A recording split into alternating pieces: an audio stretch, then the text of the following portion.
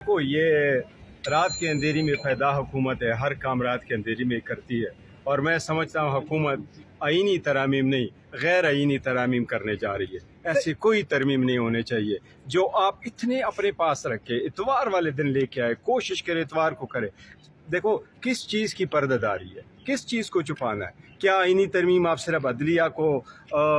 کرنے کے لیے، اٹیک کرنے کے لیے، اور اس کو ٹارگٹ کرنے کے لیے کر رہے ہیں؟ اس کو دنیا کے سامنے دیکھو انٹل لاسٹ نائٹ بالکل ہمارے ساتھ تھے، ہمارے ساتھ ان کی بات ہوئی، اور مولانا صاحب بڑے مدبر سیاستدان ہیں، مجھے امید ہے انشاءاللہ تعالی مولانا صاحب عدلیہ کے لیے کوشش کرتے رہے۔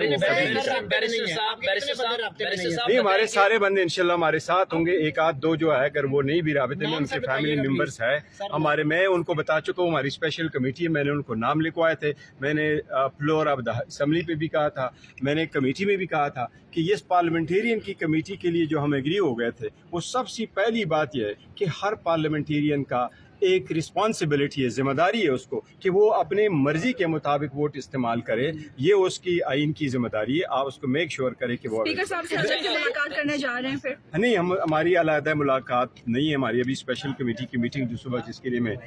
10 بجے آیا تھا وہ میٹنگ